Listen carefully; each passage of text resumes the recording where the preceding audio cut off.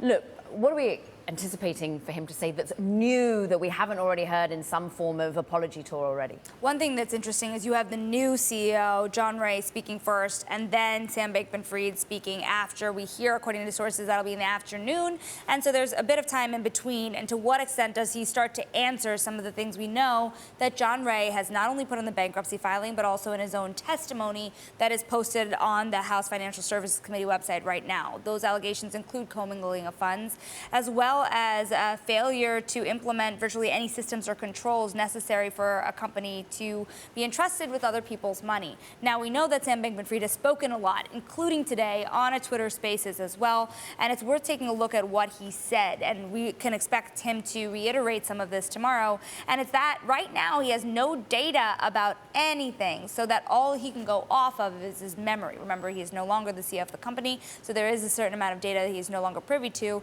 But with that said, he was in charge from the beginning of FTX. And he also said that he bared responsibility for making sure he did the right things as a company, and he had a massive failure there no matter what. So we've known over time that he's taken some responsibility for some things, but at the end of the day, he has been very, very careful to really recuse himself and distance himself from the idea of FTX investing customer assets to his knowledge and commingling to his knowledge.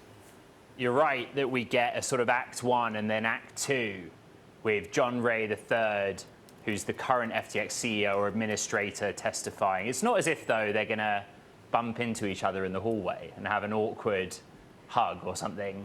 Isn't SBF testifying from elsewhere? Yeah, not a lot of hugging these days, for sure, Ed. So, yes, he's testifying virtually. And remember, he is testifying tomorrow. He's slated to testify. But we also have to talk about the idea here that the Senate has already said, and this is Sherrod Brown and Pat Toomey had said in a statement that they are unwilling, Sam Bankman-Fried's counsel has said that they're unwilling to accept service of a subpoena. And so why he's testifying at one branch here and not the other is, or one chamber rather than the other, is an interesting question. Yeah. What he said earlier today on this podcast is that he wants to be able to make sure that he's able to give a full account rather than, an incomplete account here. But, the point that we've been making all day here is why is he willing to give those incomplete accounts to the media, but not the lawmakers here who are responsible for constituents and have also, by the way, in large part taken money from him in the form of political donations as well. Just talking about media, this piece run by the Australian Financial Review about an inner circle powerhouse at FTX that were using, I think it was Telegram, was it? Forms of communication. Signal. Same idea. That's the one. Similar idea. Called, what do they call the name of the chat, and how are we seeing him respond to it? Allegedly, wire fraud was the name of the chat with his inner circle. And he did respond immediately on Twitter and said, if this is true, then I wasn't a member of that inner circle. I'm quite sure it's just false. I've never heard of such a group.